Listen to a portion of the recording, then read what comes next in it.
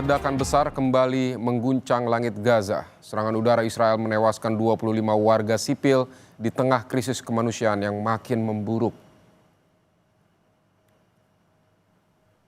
Satu serangan menghantam tenda-tenda yang menampung orang-orang terlantar di kamp pengungsi Shati di tepi laut di kota Gaza, menewaskan 12 orang. Militer Israel mengatakan mereka tidak mengetahui adanya serangan semacam itu oleh pasukannya. Rusaknya hukum dan ketertiban menyebabkan penjarahan meluas dan kekacauan serta kekerasan di sekitar lokasi pengiriman.